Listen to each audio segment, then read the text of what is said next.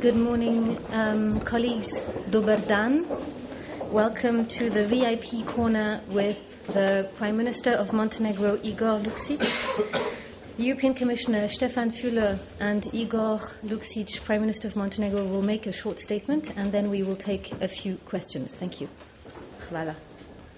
Which means two.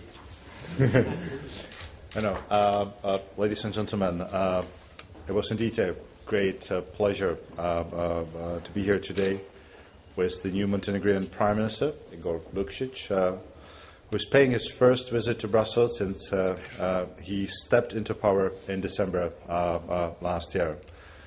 It was not our first meeting. I still remember a very important and very useful discussions we had during my last visit to a beautiful country.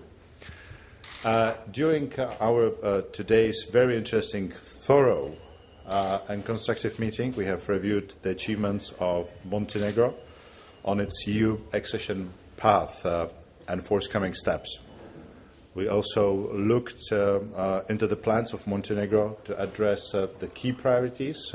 You know that there are 7 of them, as defined in our opinion, which was a part of the Enlargement Progress Report last November. I told the Prime Minister Montenegro's strong commitment and ownership over the key priorities are an asset. And I have to say that indeed I was impressed by the level of the political steer the Prime Minister is performing over the whole EU-related agenda.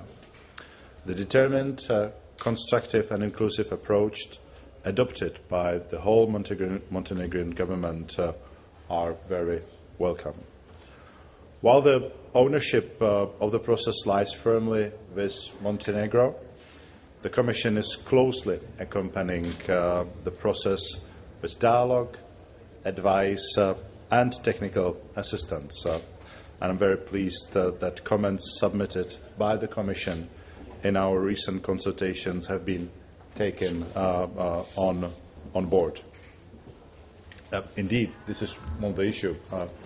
We very much welcomed the action plan which has been adopted recently, but which is a result of a very inclusive process. It's very important.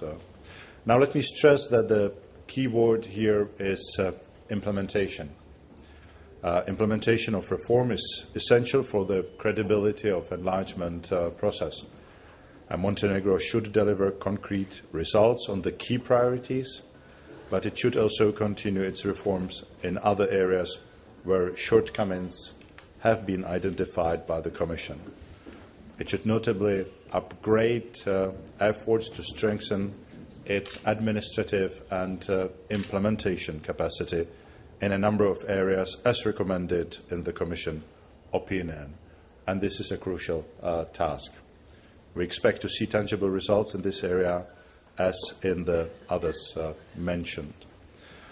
My strong impression, and after our today's meeting even stronger, Mr. Prime Minister, is that Montenegro understands that the challenges on the road to accession cannot be underestimated. As we know, hard work always pays back. The Commission stands ready to support Montenegro in all stages of the process. I'm convinced that with the help of the Member States and the European institutions, but mainly with the mobilizations of the resources of Montenegrin people, Montenegro can take its rightful place within the European family. Mr. Prime Minister.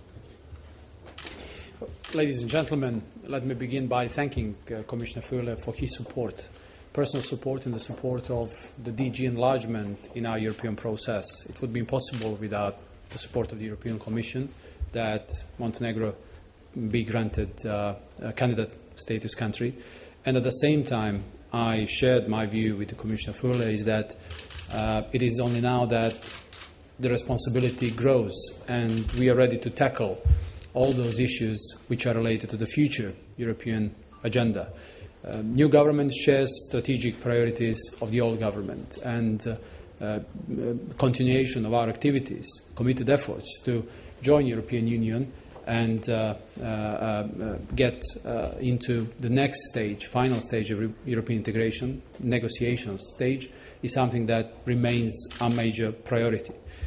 At the same time, I thanked Commissioner Füle for the support of the DG Enlargement in the process of preparations of action plan. The inputs we received were valuable, and together with the inputs we received from various other segments of the Montenegrin society, it all helped to make the action plan really an effective one, and I'm pretty sure that we will manage to deal with all the items on that very challenging agenda.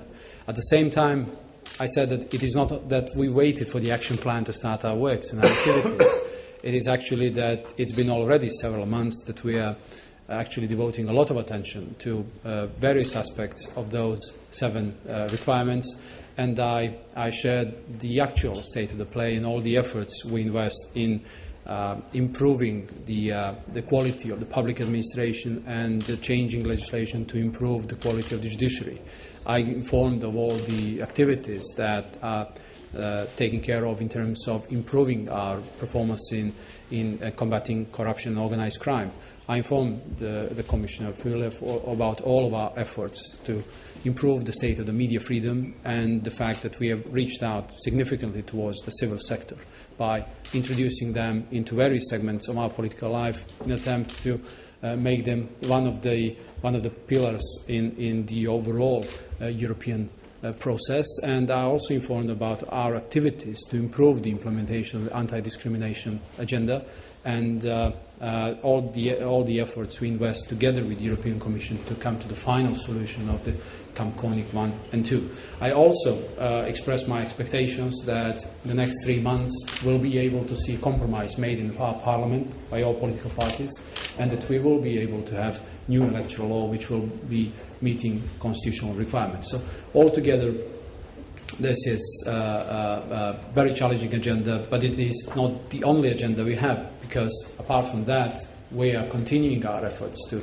improve the performance of our administration in terms of the state aid, in terms of preparing ourselves to installing the decentralized management system in order to improve the performance in pre-accession, in getting dispersed pre-accession funds. And also I shared all the activities which are related to economic policy. The fact that we have to continue with macroeconomic stability, structural agenda, and that one of the policies which is dearest to our hearts is basically improving business environment. That is an encompassing, very wide agenda, but I believe that inner agenda is going to be reflected into outer agenda in the attempt that we both basically manage to make a balance between those two. So once again, I'd like to thank for a very constructive and cordial meeting we have, and I'm looking forward to the next meetings we're going to have, and looking forward to European delegation, European Commission and Enlargement Commission, Enlargement DG missions that will come in the course of the next months to Montenegro to discuss the progress. I'm sure we'll be able to report. Thank you. Thank you very much, Prime Minister.